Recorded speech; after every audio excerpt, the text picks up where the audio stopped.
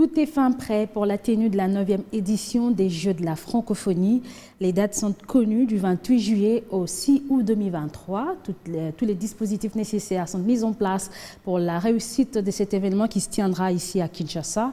Alors au-delà du sport, de la culture et du tourisme, l'État a investi pour permettre aux jeunes athlètes d'accéder à des infrastructures de qualité et assurer leur carrière afin d'être davantage mieux représentés à travers le monde.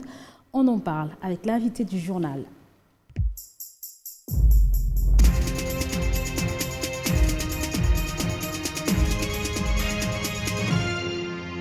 La réponse est sans équivoque, c'est oui, la République démocratique du Congo organise les 9e Jeux de la francophonie. Ce sera à Kinshasa, sa capitale, du 28 juillet au 6 août de l'année prochaine. Ce sera la plus grande rencontre sportive de l'année. Ça se déroulera à Kinshasa, au-delà des sports, au-delà de la culture et du tourisme. C'est un événement important pour le pays aussi. Nous en parlons avec celui qui est prêt à relever ce défi pour son pays. C'est le directeur national de ce 9e jeu, Isidore Kouandjangembo. Bienvenue à vous. Merci, madame. C'est oui, vous relevez le défi. C'est oui, nous allons relever le défi. C'est un travail d'équipe. Nous allons travailler, nous travaillons, tout le peuple congolais est derrière pour que nous puissions relever ce défi ici à Kinshasa, la plus grande ville francophone du monde. Tout le peuple congolais est derrière ce défi. En quoi est-ce si important? C'est important parce que c'est au-delà des clivages idéologiques. C'est un événement national et international.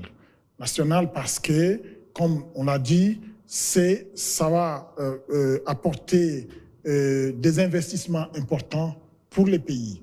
Je vous informe qu'en plus de tout ce que nous allons faire ici à Kinshasa pour accueillir les athlètes, nous avons prévu également quelques investissements dans les provinces pour investir dans la réhabilitation de certains stades de football, de basket pour la jeunesse congolaise.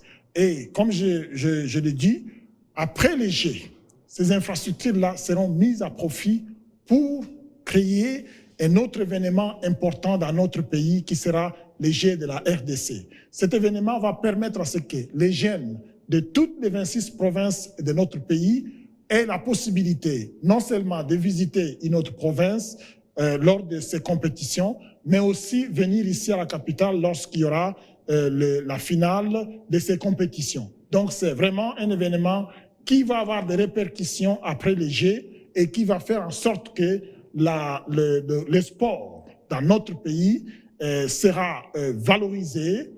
Les jeunes, donc ils auront ces infrastructures qui vont leur permettre à ce qu'ils puissent exercer leur activité qu'ils aiment bien et devenir de petits champions. Il y a quand même des préalables. Il y a eu quelques préoccupations qui ont été soulevées de quelques ordres sanitaires, sécuritaires. Où en sommes-nous aujourd'hui? Aujourd'hui, nous sommes en train de travailler sur toutes ces questions-là, que ce soit pour la santé, que ce soit pour la sécurité, que ce soit pour les logements, que ce soit pour les transports des athlètes, que ce soit pour leur sécurité de façon générale.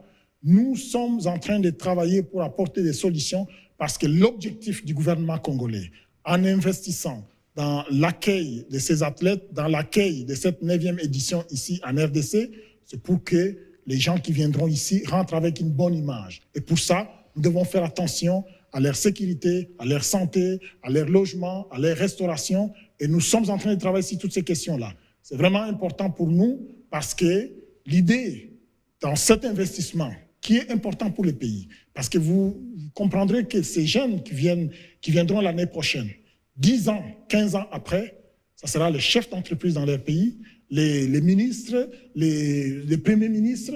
Ce sont des gens qui, une fois arrivés dans notre pays, gagner sa médaille, il retourne dans son pays, il continue ses études, il occupe des fonctions importantes, il va se rappeler de ce pays. Il se rappellera de ce pays en disant « c'est dans ce pays que j'ai gagné mon médaille ». Mais alors, on va quand même dire un peu concrètement par rapport à certains aspects, l'hébergement par exemple, on a répondu concrètement comment? En fait, la question d'hébergement a été réglée. Comment nous l'avons réglée? C'est-à-dire qu'initialement, on avait prévu de loger les athlètes à Tata Raphaël. On a commencé les travaux, mais les travaux ont pris un peu de retard.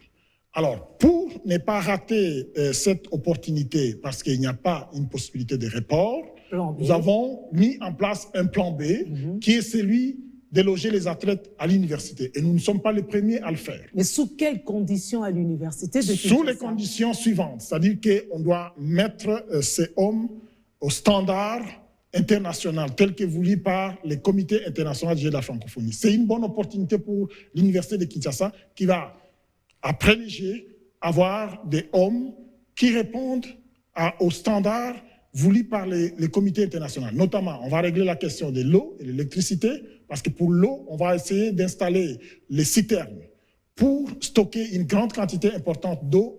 Au cas où il manque de l'eau dans les robinets, nous aurons de l'eau stockée pour les athlètes. Mais ça va rester également pour l'université. C'est-à-dire que les étudiants auront la possibilité là, même si l'eau ne coule pas dans les robinets, ils ont des citernes, ils peuvent toujours utiliser de l'eau. L'électricité, mêmement. La fibre optique pour l'Internet. Aujourd'hui, vous savez que les jeunes gens qui sont à l'université, ils doivent faire des recherches, et pour ça, ils ont besoin de la connexion. Et donc, ils auront l'opportunité d'avoir une connexion Wi-Fi gratuite. Ça, c'est vraiment important. Ce sont des legs que les jeunes de la francophonie vont laisser à l'université de Kinshasa particulièrement. On n'a pas oublié l'aspect sécuritaire et l'aspect sécuritaire a été pris en considération, notamment en sécurisant, en clôturant les hommes de l'université. Je vous informe également qu'on va réhabiliter le tronçon qui va de l'université aux RDG pour faciliter la fluidité des transports de l'université aux RDG, dont notamment à Tata Raphaël, Martyr, Palais du Peuple, ainsi de suite. Donc, tout ça là, ce sont des investissements qui vont bénéficier au peuple congolais et particulièrement aux Kinois. Tout ça, ce sont des réponses que vous mettez sur la table en réaction aussi aux experts, à leurs recommandations, à d'autres préoccupations. C'est cela. Le travail que nous faisons, n'oubliez pas que ce sont les jeunes de la francophonie. Donc, nous travaillons en collaboration avec les experts de la francophonie. Donc, qui nous accompagnent. Et donc, dans cet accompagnement, lorsqu'il y a des situations qui risquent de retarder la bonne organisation des jeux, ils nous font remarquer et nous prenons cela en considération. Donc, c'est ainsi que lorsque nous avons reçu les recommandations du Comité international des jeux de la francophonie sur un certain nombre de sujets, dont notamment ce que j'ai cité tantôt, la santé, la sécurité, tout ça, nous avons pris toutes les dispositions nécessaires pour qu'on puisse régler toutes ces questions afin que nous accueillions les athlètes dans de meilleures conditions ici à Kinshasa et qu'au Salémon. C'est donc tout confiant que nous serons présents à Djerba au prochain sommet des chefs d'État de l'OIF. Nous sommes déjà à Djerba. Nous sommes là parce que notre commission de communication est déjà sur place. Nous avons un stand là-bas. Ils sont en train d'informer, ils sont en train d'appeler les délégués pour leur dire le rendez-vous de l'année prochaine, c'est à Kinshasa. Donc, nous vous attendons en juillet-août 2023 à Kinshasa et qu'au Salémon. Nous voulons que vous puissiez accueillir ces athlètes qui viendront ici chez nous, qui rentrent avec une bonne image. C'est un investissement important que nous aurons fait pour notre pays, parce que ces jeunes gens qui viendront et qui repartiront avec une bonne image seront nos ambassadeurs dans leur pays. Bon travail, monsieur le directeur national. C'est moi qui vous remercie. C'était l'invité du journal. Merci.